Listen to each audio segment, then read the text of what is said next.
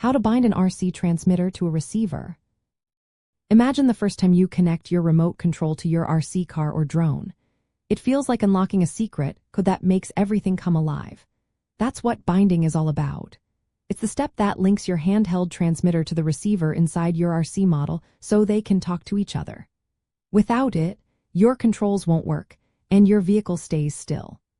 Binding is especially important when you get a new transmitter or want to use one transmitter with multiple RC models. It's a simple process, but it makes a big difference in how your RC toy responds. First, understand that your transmitter sends control signals through radio waves, and the receiver inside your RC model picks up those signals to control motors and servos. Most modern RC toys use a frequency of 2.4 GHz, which helps avoid interference and allows multiple models to run at the same time. Binding is how you tell the receiver to only listen to your specific transmitter. It's not like pairing Bluetooth devices. It's a one-time setup that keeps your controls secure.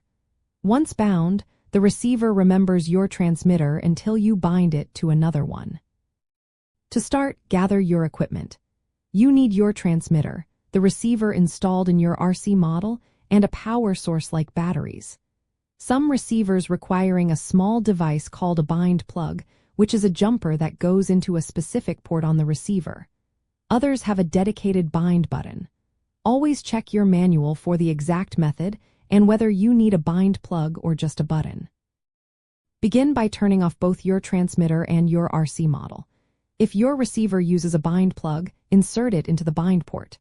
Then, turn on the receiver, which is usually done by powering on your RC model. The receiver's LED light will blink, indicating it's ready to bind. Next, press and hold the bind button on your transmitter, then turn it on. Keep holding the button for a few seconds, then releases it.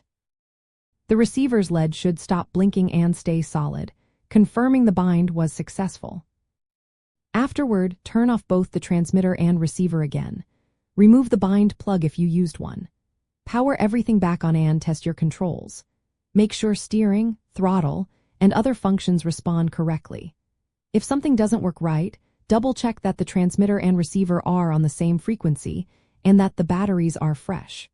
Also, ensure the antenna on the receiver is positioned away from metal parts and batteries for the best signal.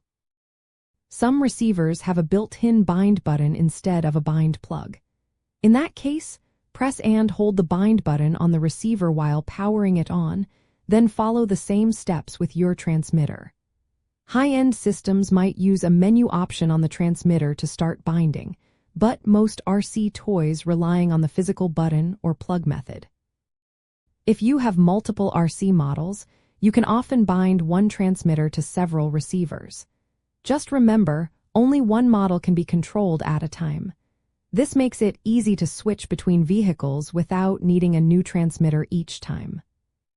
Common mistakes include forgetting to insert the bind plug, not holding the bind button long enough, or trying to bind incompatible equipment.